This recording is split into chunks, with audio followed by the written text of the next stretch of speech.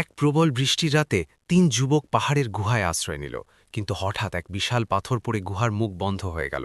অন্ধকারে আটকা পড়ে তারা বুঝল এখন বাঁচার একটাই পথ, আল্লাহর কাছে দোয়া। তখন তারা বলল, আমরা আমাদের সৎকর্মের মাধ্যমে আল্লাহকে ডাকব। প্রথম যুবক বলল, হে আল্লাহ, আমার বৃদ্ধ মা বাবা ছিলেন, আমি প্রতিদিন তাদের আগে দুধ খাওয়াতাম। একদিন দেরি করে এসে দেখি তারা ঘুমিয়ে গেছে। আমি সারা রাত দুধ হাতে দাঁড়িয়েছিলাম, কিন্তু তাদের আগে আমার সন্তানদের দেইনি, শুধু আপনার সন্তুষ্টির জন্য। যদি এটা করে থাকি তবে আমাদের রক্ষা করুন। সাথে সাথে পাথরে একটু সরে গেল। দ্বিতীয় যুবক বলল, হে আল্লাহ, আমি এক নারীকে খুব ভালোবাসতাম, সুযোগ পেয়েও শুধু আপনার ভয়ে হরাম থেকে ফিরে এসেছিলাম। যদি এটা আপনার জন্য হয়ে থাকে তবে আমাদের উদ্ধার করুন। তখন পাথর আরও সরে গেল। তৃতীয় যুবক বলল, হে আল্লাহ, আমি এক শ্রমিকের মজুরি দিয়ে তা বিনিয়োগ করে অনেক সম্পদ বানিয়েছিলাম। পরে সে ফিরে এলে সব তাকে দিয়ে দিয়েছি, শুধু আপনার সন্তুষ্টির জন্য। যদি এটা করে থাকি তবে আমাদের মুক্তি দিন। হঠাৎ পাথর সম্পূর্ণ সরে গেল, তারা মুক্ত হয়ে গেল।